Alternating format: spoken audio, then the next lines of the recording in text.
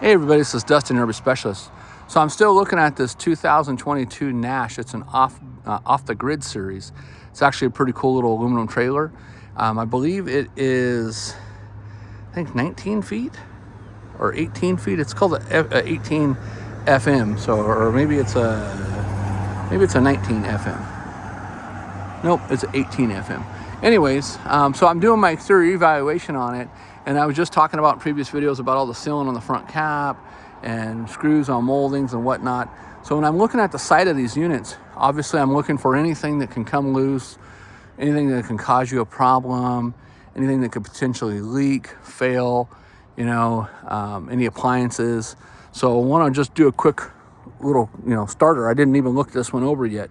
So when I'm looking these over, obviously, we're looking at all the putties that have bled out. So again, that's an indication that this front molding's loose.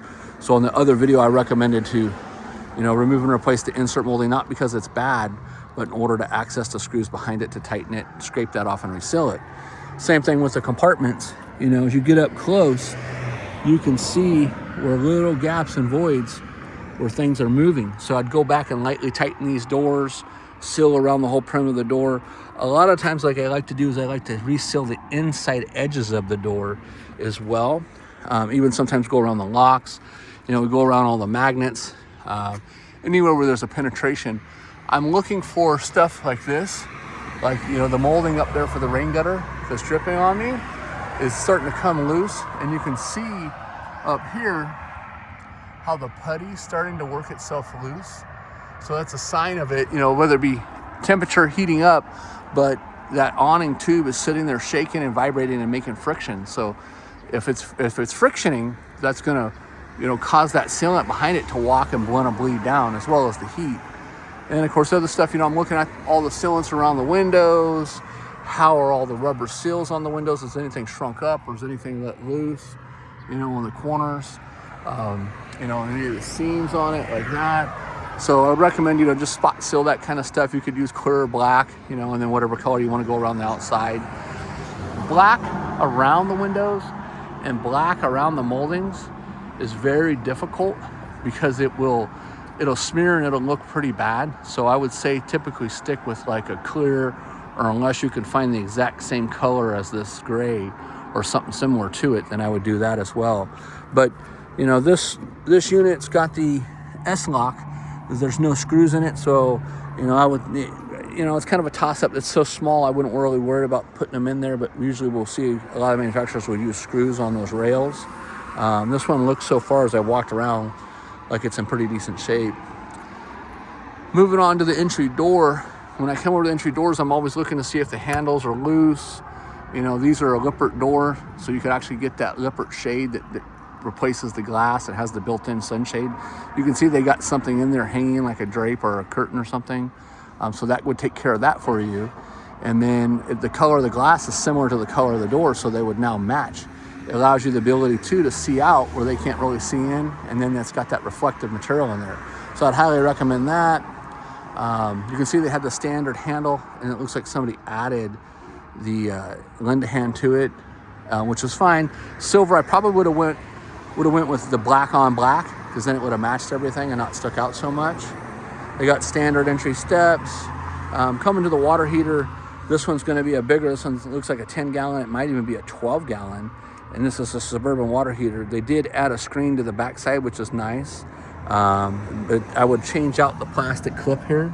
So if you've seen my other videos, check out the water heater video where the plastic clip is. Basically, in here, there's two little nubs on each side of that.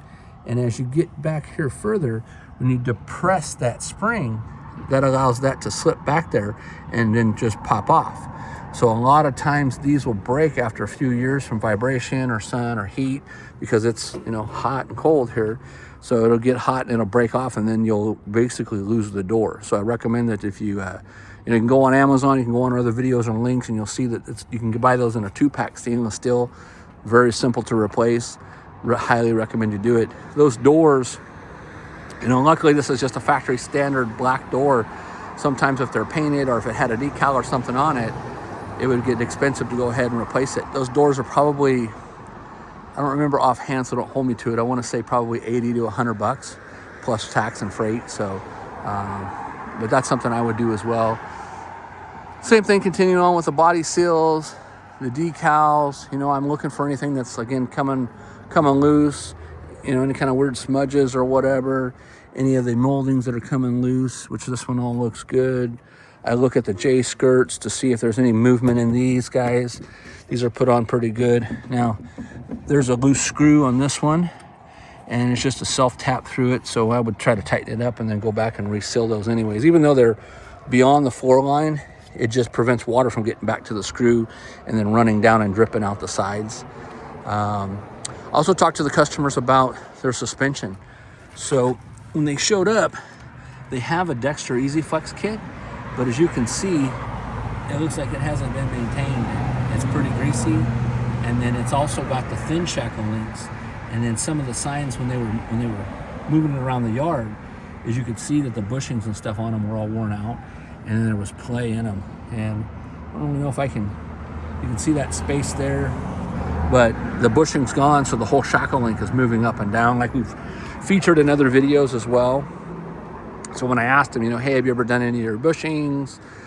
They said, no, we haven't. Again, this is an off-road series, so if they take it, on something a little bit more rough or, different out in the grid type stuff, they take a risk of breaking those shackle links, breaking the bolts, damaging the hanger holes and whatnot. So make sure you're keeping up on that maintenance. Again, check out some of our other videos. You'll see where we've got those listed. All right, well, hey, I'm going to stop this video and I'm going to do another one. You guys have a great one. I hope you enjoyed this. Hope this information helps. And if you have questions, try to leave them in the comments and I'll try to reply back. Or make sure you visit any of our Facebook groups.